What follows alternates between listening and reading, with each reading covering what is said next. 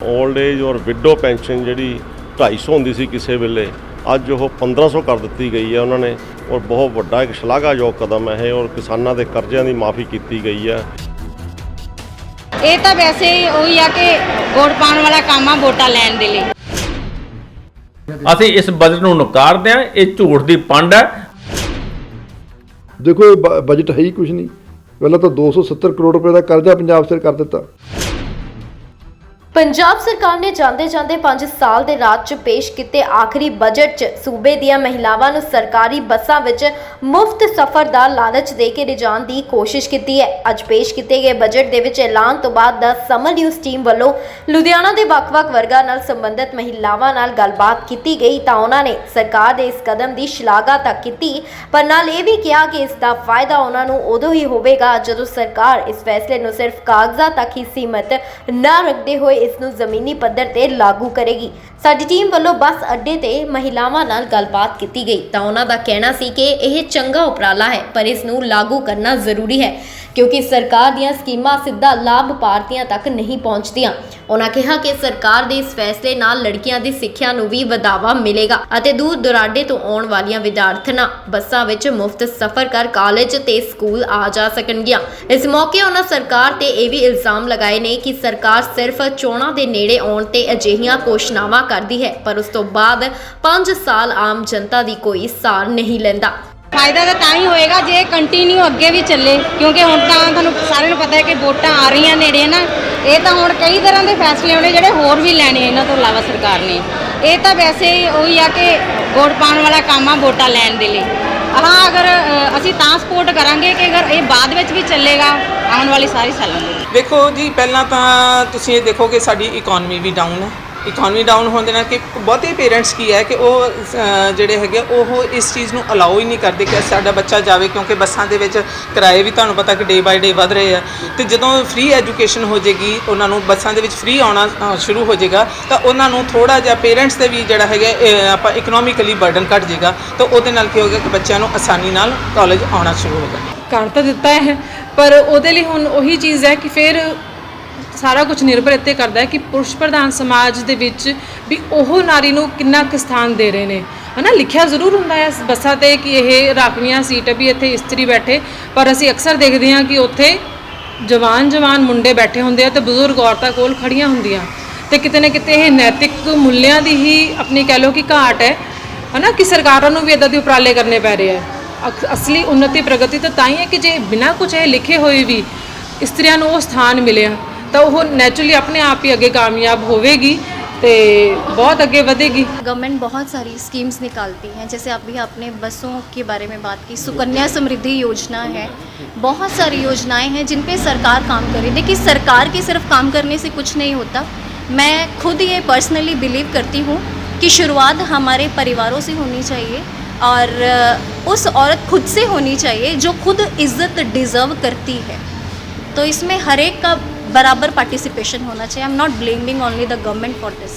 Basically sir ਜਿਹੜਾ ਸਰਕਾਰ ਦੇ ਦੁਆਰਾ ਇਦਾਂ ਦੇ ਜਿਹੜੇ ਐਫਰਟਸ ਕੀਤੇ ਜਾ ਰਹੇ ਹੈਗੇ ਕਿ ਬੱਸਿਸ ਦਾ ਜਿਹੜਾ ਕਿਰਾਇਆ ਹੈ ਉਹਨਾਂ ਨੇ ਫ੍ਰੀ ਕਰਨਾ ਹੈਗਾ, this is just political stunt at last. ਜਦੋਂ ਗਵਰਨਮੈਂਟ ਆਪਣਾ ਸਾਰੇ ਸਾਲ ਕੰਪਲੀਟ ਕਰ ਚੁੱਕੀ ਹੈ, ਗਵਰਨਮੈਂਟ ਨੂੰ ਜਿਹੜਾ ਫਾਇਦਾ ਦੇਣਾ ਚਾਹੀਦਾ ਸੀ ਅਰਲੀਅਰ ਟਾਈਮ ਦੇ ਵਿੱਚ ਉਹ ਵੂਮਨ ਨੂੰ now she is not enjoying at that time ਹੈ ਨਾ। ਸੋ ਮੈਨੂੰ ਲੱਗਦਾ ਹੈਗਾ ਕਿ ਵੂਮਨ ਨੂੰ ਖੁਦ ਹੀ ਆਪਣੇ ਲਈ ਹੁਣ ਖੜੇ ਹੋਣਾ ਚਾਹੀਦਾ ਹੈਗਾ। ਗਵਰਨਮੈਂਟ ਨੇ ਕੁਝ ਨਹੀਂ ਕਰਨਾ। ਵੀ ਕੈਨ ਸੀ ਜਿਵੇਂ ਕਿ ਆਪਣੇ ਫਾਰਮਰ ਇਸ਼ੂ ਹੈ ਦਿੱਲੀ ਦੇ ਵਿੱਚ ਲੋਕ ਬੈਠੇ ਹੈਗੇ but government is doing at that time ਹੈ ਨਾ।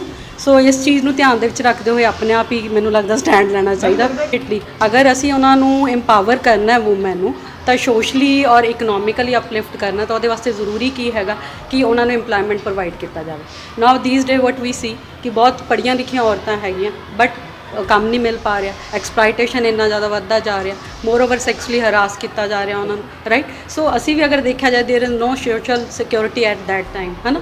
ਸੋ ਇਸ ਤਰੀਕੇ ਦੇ ਨਾਲ ਜਿਹੜਾ ਹੈਗਾ ਵੂਮਨ ਨੂੰ ਆਪਣੇ ਆਪ ਲਈ ਖੜਾ ਹੋਣਾ ਪੈਣਾ ਅੱਜ ਦੀ ਡੇਟ ਦੇ ਵਿੱਚ। इस दे नाल ही लुधियाना की इंडस्ट्री नूं सरकार वल्लों बहुता कुछ तां नहीं दिता गया पर साइकिल वैली बनाउण लई 500 करोड़ रुपए का ऐलान जरूर किया गया है जिस नूं लैके लुधियाना के साइकिल इंडस्ट्री के प्रधान ने जिथे इसका स्वागत किया है उत्थे निटवेयर इंडस्ट्री के प्रधान ने इस नूं नाकाफी दसदियां सिर्फ चोणां का बजट दस्सिया है।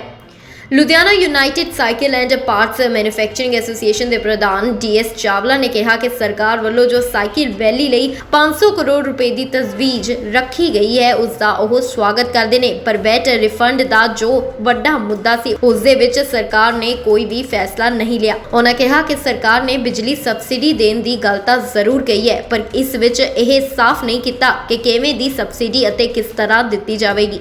ਪੰਜਾਬ ਸਰਕਾਰ ਦਾ ਬਜਟ ਬੜੀ ਉਮੀਦ ਲੈ ਕੇ ਅਸੀਂ ਵੇਟ ਕਰ ਰਹੇ ਸੀ। ਸ਼ਲਾਘਾਯੋਗ ਕਦਮ ਨੂੰ ਅੱਛਾ ਕਹਿਣਾ ਚਾਹੀਦਾ ਹੈ, ਜਿਵੇਂ ਸਾਈਕਲ ਵੈਲੀ ਵਾਸਤੇ 500 ਕਰੋੜ ਰੁਪਏ ਦੀ ਅਲਾਟਮੈਂਟ ਸ਼ਲਾਘਾਯੋਗ ਕਦਮ ਹੈ। 12 ਸਾਲ ਤੱਕ ਦੀ ਲੜਕੀਆਂ ਨੂੰ ਫ੍ਰੀ ਐਜੂਕੇਸ਼ਨ ਮੈਂ ਸਮਝਦਾ ਕਿ ਸਭ ਤੋਂ ਵੱਡਾ ਅੱਛਾ ਐਲਾਨ ਇਹਨੂੰ ਗਿਣਿਆ ਜਾਣਾ ਚਾਹੀਦਾ। ਜਦੋਂ ਕਿਸੇ ਦੀ ਐਜੂਕੇਸ਼ਨ ਨੂੰ ਅਸੀਂ ਪ੍ਰਮੋਟ ਕਰਦੇ ਹਾਂ ਉਹਦਾ ਮੈਂਟਲ ਲੈਵਲ ਆਪਣੇ ਆਪ ਵੱਧ ਜਾਂਦਾ ਹੈ।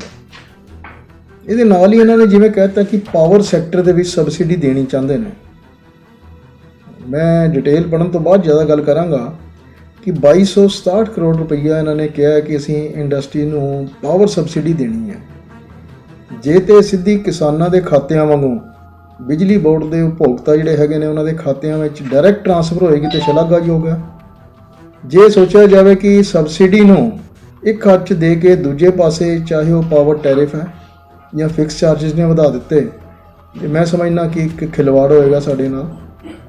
ਡੋਮੈਸਟਿਕ ਸਬਸਿਡੀ ਤੁਸੀਂ ਕਹਿ ਦੇਣੀ ਹੈ ਅਸੀਂ, ਇਹਦੇ 'ਚ ਜਦੋਂ ਡੋਮੈਸਟਿਕ ਕਹਿਤਾ ਘਰੇਲੂ ਖਪਤਕਾਰ ਦੇ ਵਿੱਚ ਵਿਤਕਰਾ ਕਿਉਂ?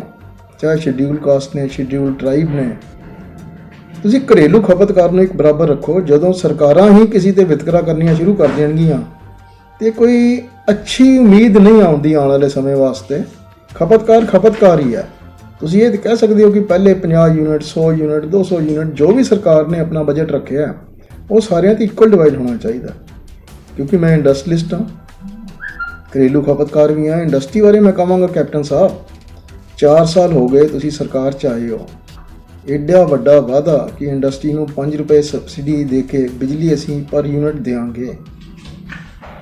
ਖਪਤਕਾਰ ਨੂੰ, ਇੰਡਸਟਰੀਅਲ ਖਪਤਕਾਰ ਨੂੰ 5 ਰੁਪਏ ਯੂਨਿਟ ਬਿਜਲੀ ਦਿੱਤੀ, ਹਾਂ ਦਿੱਤੀ, ਉਹਦੇ ਉੱਪਰ ਫਿਕਸ ਚਾਰजेस ਲਗਾਤੇ, ਈਡੀ ਲਗਾਤੀ, ਮੀਟਰ ਰੈਂਟ ਲਗਾਤਾ। ਅਸੀਂ ਤੇ ਕੈਲਕੂਲੇਟ ਕਰਨਾ, ਦੇਖਣਾ ਕਿ ਮੇਰੇ ਇੱਕ ਬਿੱਲ ਦੇ ਵਿੱਚ ਬਿਜਲੀ ਕਿੰਨੇ ਯੂਨਿਟ ਖਪਤ ਹੋਈ, ਕਿੰਨੇ ਮੈਨੂੰ ਕਾਸਟ ਦੇਣੀ ਪਈ। ਪੰਜਾਬ ਸਰਕਾਰ ਨੂੰ ਮੈਂ ਬੇਨਤੀ ਕਰਦਾ ਕਿ ਆਪਣੇ ਘਰ ਦੇ ਬਿੱਲ ਚੁੱਕ ਕੇ ਦੇਖ ਲਓ, ਆਪਣੇ ਕਿਸੇ ਖਪਤਕਾਰ ਦਾ ਬਿੱਲ ਚੁੱਕ ਕੇ ਦੇਖ ਲਓ, 8 ਰੁਪਏ ਤੋਂ ਘੱਟ ਯੂਨਿਟ ਬਿਜਲੀ ਨਹੀਂ ਪੈ ਰਹੀ ਹੈ। 5 ਰੁਪਏ ਦਾ ਵਾਅਦਾ ਫਲੈਟ ਹੋਣਾ ਚਾਹੀਦਾ ਕਿ ਜੋ ਵੀ ਤੁਹਾਡੇ ਯੂਨਿਟ ਕੰਜ਼ਿਊਮ ਹੋਏ ਨੇ ਜਰਬ 5 ਰੁਪਏ ਦੇ ਦਿਓ ਮਿਲ ਜਾਏਗੀ। ਹਾਂ, ਪਾਵਰ ਇੰਟੈਂਸਿਵ ਯੂਨਿਟ ਜੇ 5 ਰੁਪਏ ਤੁਸੀਂ ਦਿੰਦੇ ਹੋ, ਉਹਨਾਂ ਦੇ ਕਰੋੜਾਂ ਯੂਨਿਟ ਮਹੀਨੇ ਦੇ ਯੂਜ਼ ਹੁੰਦੇ ਨੇ। ਅਸੀਂ ਗੱਲ ਕਰੀਏ ਐਮਐਸਐਮਈ ਸੈਕਟਰ ਦੀ, ਛੋਟੀ ਇੰਡਸਟਰੀ ਦੀ, ਛੋਟੀ ਇੰਡਸਟਰੀ ਨੂੰ ਇਹਦਾ ਬੈਨੀਫਿਟ ਨਹੀਂ ਹੋ ਰਿਹਾ।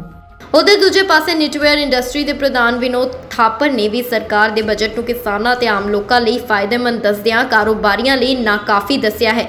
ਉਹਨਾਂ ਕਿਹਾ ਕਿ ਬਜਟ ਵਿੱਚ ਸਰਕਾਰ ਨੇ ਚੋਣਾਂ ਨੂੰ ਮੱਦੇਨਜ਼ਰ ਰੱਖਦੇ ਹੋਏ ਵੱਡੇ ਦਾਅਵੇ ਤੇ ਵਾਅਦੇ ਤਾਂ ਕੀਤੇ ਨੇ, ਪਰ ਇੰਡਸਟਰੀ ਲਈ ਇਹ ਬਜਟ ਕੋਈ ਖਾਸ ਸੌਗਾਤ ਲੈ ਕੇ ਨਹੀਂ ਆਇਆ ਹੈ। ਪੰਜਾਬ ਦਾ ਬਜਟ ਕਿਸਾਨਾਂ ਲਈ ਕਾਫੀ ਅੱਛਾ ਹੈ, ਕੁਝ ਔਰਤਾਂ ਵਾਸਤੇ ਵੀ ਅੱਛਾ ਕੀਤਾ ਹੈ। ਇੰਡਸਟਰੀ ਲਈ ਸਾਈਕਲ ਇੰਡਸਟਰੀ ਨੂੰ ਸਾਈਕਲ ਵੈਲੀ ਲਈ ਕੁਝ ਪੈਸੇ ਮਿਲੇ, ਲੇਕਿਨ ਜਿਹੜੀ ਟੈਕਸਟਾਈਲ ਇੰਡਸਟਰੀ ਹੈ, ਨੀਟਵੇਅਰ ਇੰਡਸਟਰੀ ਹੈ, ਇਹ ਫਾਰਮਰ ਦੇ ਬਾਅਦ ਸੈਕੰਡ ਲਾਰਜੈਸਟ ਇੰਪਲੋਇਮੈਂਟ ਪ੍ਰੋਵਾਈਡ ਕਰਦੀ ਹੈ। ਸਭ ਤੋਂ ਜ਼ਿਆਦਾ ਕਿਸਾਨੀ ਤੋਂ ਬਾਅਦ ਅਸੀਂ ਰੁਜ਼ਗਾਰ ਪੈਦਾ ਕਰਦੇ ਹਾਂ, ਪਰ ਇਹਦੇ ਵਿੱਚ ਕੁਝ ਨਹੀਂ ਦਿੱਤਾ। ਔਰ ਇੱਕ ਚੀਜ਼ ਹੈ, ਇੱਕ ਵੂਮਨ ਹੋਸਟਲ ਲਈ, ਵਰਕਿੰਗ ਵੂਮਨ ਹੋਸਟਲ ਲਈ ਜਿਹੜੀ ਸਾਨੂੰ ਕਾਫੀ ਜ਼ਰੂਰਤ ਸੀ ਉਹ ਦਿੱਤੀ ਹੈ। ਉਹ 'ਚ ਵੀ ਸਿਰਫ 50 ਕਰੋੜ ਰੁਪਏ ਦਿੱਤਾ। ਮੇਰਾ ਖਿਆਲ ਹੈ ਵੀ ਇਹ ਸਫੀਸ਼ੀਐਂਟ ਨਹੀਂ। ਬਜਟ ਤੁਸੀਂ ਐਵਰੇਜ ਕਿਸਾਨਾਂ ਲਈ, ਕਿਸਾਨਾਂ ਦਾ ਬਜਟ ਕਹਿ ਸਕਦੇ ਹੋ, ਇਲੈਕਸ਼ਨ ਬਜਟ ਕਹਿ ਸਕਦੇ ਹੋ, ਇੰਡਸਟਰੀ ਲਈ ਕੁਝ ਨਹੀਂ। ਇਸ ਦੇ ਨਾਲ ਹੀ ਸਿਆਸੀ ਲੋਕਾਂ ਵੱਲੋਂ ਵੀ ਵੱਖ-ਵੱਖ ਪ੍ਰਤੀਕਿਰਿਆਵਾਂ ਦਿੱਤੀਆਂ ਗਈਆਂ। ਉੱਥੇ ਲੁਧਿਆਣਾ ਤੋਂ ਕਾਂਗਰਸ ਦੇ ਜ਼ਿਲ੍ਹਾ ਪ੍ਰਧਾਨ ਅਸ਼ਵਨੀ ਸ਼ਰਮਾ ਨੇ ਇਸ ਬਜਟ ਲਈ ਸਰਕਾਰ ਦਾ ਜਿੱਥੇ ਧੰਨਵਾਦ ਕੀਤਾ, ਉੱਥੇ ਉਹਨਾਂ ਇਹ ਵੀ ਕਿਹਾ ਕਿ ਕੈਪਟਨ ਸਰਕਾਰ ਨੇ ਜੋ ਪੰਜਾਬ ਦੀ ਜਨਤਾ ਨਾਲ ਵਾਅਦੇ ਕੀਤੇ ਸਨ ਉਹ ਪੂਰੇ ਹੋ ਗਏ ਹਨ। ਅੱਜ ਪੰਜਾਬ ਦੇ ਲੋਕਾਂ ਵਾਸਤੇ ਇੱਕ ਬੜਾ ਇਤਿਹਾਸਿਕ ਦਿਨ ਹੈ, ਜਿਸ ਦਿਨ ਅੱਜ ਪੰਜਾਬ ਸਰਕਾਰ ਨੇ ਮੰਤਰੀ ਮਨਪ੍ਰੀਤ ਬਾਦਲ ਜੀ ਨੇ ਬਜਟ ਪੇਸ਼ ਕੀਤਾ ਪੰਜਾਬ ਵਿਧਾਨ ਸਭਾ ਦੇ ਵਿੱਚ।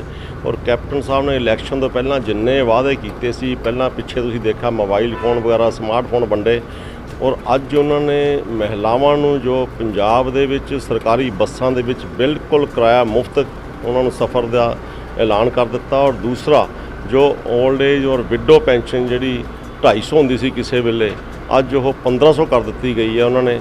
ਔਰ ਬਹੁਤ ਵੱਡਾ ਇੱਕ ਸ਼ਲਾਘਾਯੋਗ ਕਦਮ ਹੈ ਇਹ। ਔਰ ਕਿਸਾਨਾਂ ਦੇ ਕਰਜ਼ਿਆਂ ਦੀ ਮਾਫੀ ਕੀਤੀ ਗਈ ਹੈ। ਔਰ ਜੋ ਸ਼ਗਨ ਸਕੀਮ ਸੀਗੀ ਉਹ 51000 ਕਰ ਦਿੱਤੀ ਗਈ। ਅੱਜ ਇੱਕ ਬਹੁਤ ਵੱਡਾ ਜੋ ਕਾਂਗਰਸ ਸਰਕਾਰ ਨੇ ਉਪਰਾਲਾ ਕੀਤਾ ਵਾ, ਪੰਜਾਬ ਦੇ ਲੋਕਾਂ ਨੂੰ ਬਹੁਤ ਖਾਸ ਤੋਹਫਿਆਂ ਦਾ ਦਿਨ ਮੈਂ ਕਹੂੰਗਾ। ਔਰ ਜੋ ਉਹਨਾਂ ਨੇ ਕਿਹਾ ਹਮੇਸ਼ਾ ਕੀਤਾ ਪੂਰਾ।